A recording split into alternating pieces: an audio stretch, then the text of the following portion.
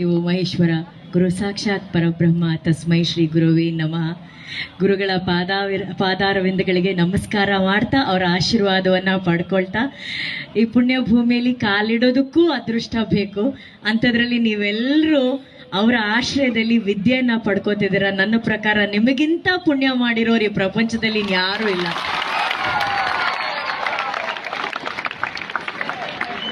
ಇಷ್ಟು ಪುಣ್ಯವಂತರ ಮಧ್ಯದಲ್ಲಿ ಇವತ್ತು ನನಗೊಂದು ಎಕ್ಸ್ಟ್ರಾ ಪುಣ್ಯ ಸಿಕ್ಕಿದೆ. ನನಗೆ ಒಂದು ಅವಕಾಶ ಇಲ್ಲಿ ನಿಂತು ಮಾತಾಡೋದಕ್ಕೆ. ಇವತ್ತು ಬಹಳ ವಿಶೇಷವಾದಂತಹ ದಿನ. ಬೆಳಗ್ಗೆ ಅಷ್ಟೇ ಗುರು ರಾಯರ ದರ್ಶನ ಆಯಿತು ಮಂತ್ರಾಲಯದಲ್ಲಿ. ರಾಘವೇಂದ್ರ ಸ್ವಾಮಿಗಳ ದರ್ಶನ ಆಗಿ ನನ್ನ ಜೀವನದ ಒಂದು ದಿಕ್ಕನ್ನ ಬದಲಾಯಿಸಿ ಒಂದು ಬೆಳಕನ್ನ ಚೆಲ್ಲದಂತ ಈ ಗುರುಗಳ ದರ್ಶನ ಇವತ್ತು ನನಗಾಯಿತು. 4 ವರ್ಷಗಳ ಹಿಂದೆ ನನ್ನ ಪರಿಚಯ ಇದೆ ನಿಮ್ಮೆಲ್ರಿಗೂ. ಮೊದಲನೇದಾಗಿ ಅನುಶ್ರೀ,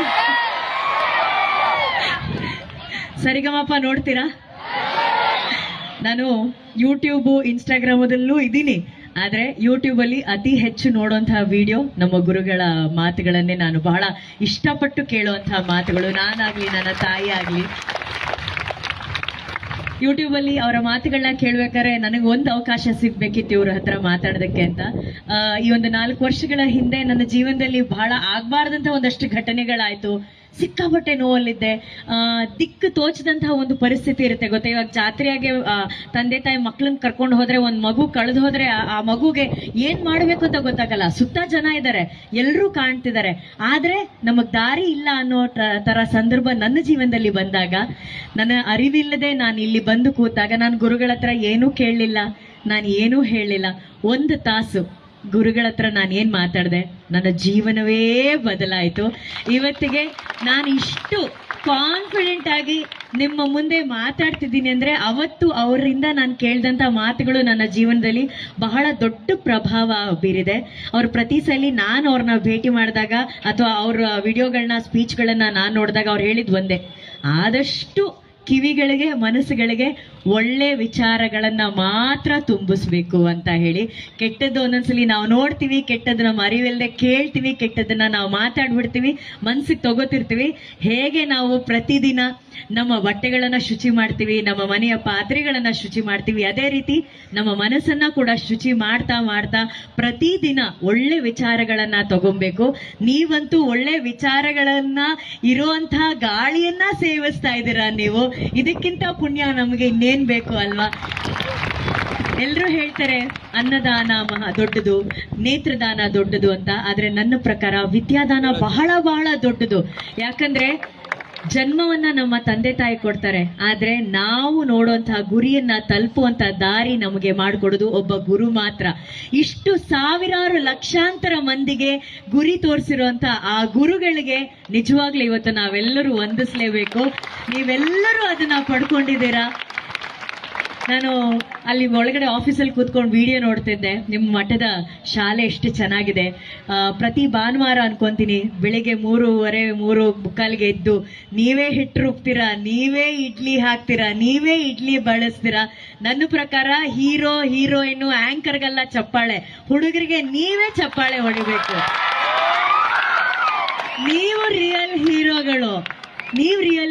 ಯಾಕಂದ್ರೆ ಸಿಟಿಯಲ್ಲಿ ಬನ್ನಿ, ಹಾಲ್ ಬಿಸಿ ಮಾಡ್ಕೊಡೋದಕ್ಕೂ ಒಬ್ರು ಮನೇಲಿ ಇರ್ತಾರೆ, ನೀರ್ ಕೊಡೋಕ್ಕೂ ಮನೇಲಿ ಒಬ್ರು ಇರ್ತಾರೆ. ಆದ್ರೆ ನೀವು ನೋಡಿ, ಯಾರ ಮೇಲೂ ಡಿಪೆಂಡ್ ಆಗ್ತಾ ಇಲ್ಲ. ನಿಮ್ಮ ಕೆಲಸ ಏನು ಅದನ್ನ ನೀವೇ ಮಾಡ್ತಿದ್ದೀರಾ. ನೀವು ನಿಜವಾದ ಇಂಡಿಪೆಂಡೆಂಟ್ ಅಂತ ಅಂದ್ರೆ ನೀವು ನಿಜವಾಗ್ಲೂ ಇನ್ಸ್ಪಿರೇಷನ್. ಎಷ್ಟು ಖುಷಿ ಆಗತ್ತೆ. ಅಂಥದ್ದೊಂದು ಭಾನುವಾರ ನಮಗೂ ಸಿಗ್ಲಿ ಗುರುಗಳೇ, ನಾವು ಹೋಗಿ ಅವ್ರ ಜೊತೆ ಇಡ್ಲಿ ತಿನ್ನುವಂತ ಅವಕಾಶ ನಮಗೂ ಸಿಗ್ಲಿ.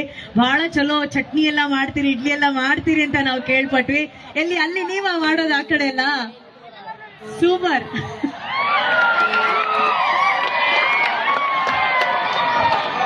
ಊರ್ ಕಡೆ ಹಳ್ಳಿ ಕಡೆ ಎಲ್ಲ ಹೆಣ್ಣು ಹುಟ್ಟಿದ್ರೇನೆ ಅಯ್ಯಯ್ಯೋ ಅಂತ ಹೇಳ್ತಾರೆ.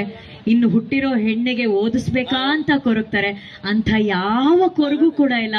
ಗುರುಗಳು ಎಲ್ಲ ಹೆಣ್ಮಕ್ಳಿಗೋಸ್ಕರ ಅಷ್ಟು ಅದ್ಭುತವಾದಂತ ಒಂದು ಕಾಲೇಜನ್ನ ನಿರ್ಮಿಸಿದ್ದಾರೆ. ನಾನೇನಾದ್ರೂ ನಿಮ್ಮ ತರ ವಿದ್ಯಾರ್ಥಿ ಆಗಿದ್ದಿದ್ರೆ ನನಗೊಂದು ಅವಕಾಶ ಸಿಕ್ಕಲ್ಲಿ ನಾನು ಕೂಡ ಅಲ್ಲಿ ಬಂದು ಓದೋಂತ ಒಂದು ಅವಕಾಶ ಸಿಕ್ಕಿದ್ರೆ ಅದನ್ನ ನನ್ನ ಪುಣ್ಯ ಅಂತ ಅನ್ಕೊಂತಿದ್ದೆ. ಅಷ್ಟು ಅದ್ಭುತವಾದಂತಹ ಒಂದು ಕಾಲೇಜು, ವಿದ್ಯೆ ನಿಮಗೆ ಸಿಗ್ತಾ ಇದೆ. ನಾನು ಹೇಳೋದು ಒಂದೇ, ಸ್ಟೂಡೆಂಟ್ ಲೈಫ್ ಗೋಲ್ಡನ್ ಲೈಫ್ ಅಂತ ಹೇಳ್ತಾರೆ. ಆ ಗೋಲ್ಡನ್ ಲೈಫ್ ನಿಮಗೆ ಪ್ಲಾಟಿನಮ್ ಆಗಿ ಬಂದಿದೆ, ವಜ್ರ ಡೈಮಂಡ್ ತರ ಬಂದಿದೆ. ಯಾಕಂದ್ರೆ ನಿಮ್ದು ಬರೀ ಗೋಲ್ಡನ್ ಲೈಫ್ ಅಲ್ಲ, ಗುರುಗಳ ಜೊತೆ ಕಾಲ ಕಳೆಯುತ್ತಿರುವಂತಹ ಲೈಫು. ಎಷ್ಟು ಸಾಧ್ಯ ಆಗುತ್ತೋ ಎಲ್ಲ ಜೀವನದ ಕ್ಷಣಗಳನ್ನ ನಿಮ್ಮ ಜೀವನದಲ್ಲಿ ಅಳವಡಿಸ್ಕೊಂಡು ನಿಮ್ಮ ತರ ಇನ್ನೊಂದು 10 ಜನನ ರೆಡಿ ಮಾಡಿ. ಆಗ ನಮ್ಮ ಭಾರತದ ಭವಿಷ್ಯ ಅದ್ಭುತವಾಗಿರುತ್ತೆ. ನೀವು ನಿಜವಾದ ನಮ್ಮ ಭಾರತದ ಭವಿಷ್ಯ. ನೀವು ಕಾಣುವಂತಹ ಎಲ್ಲ ಕನಸುಗಳು ನನಸಾಗ್ಲಿ ಅಂತ ನಾನು ಪ್ರಾರ್ಥಿಸ್ತೀನಿ.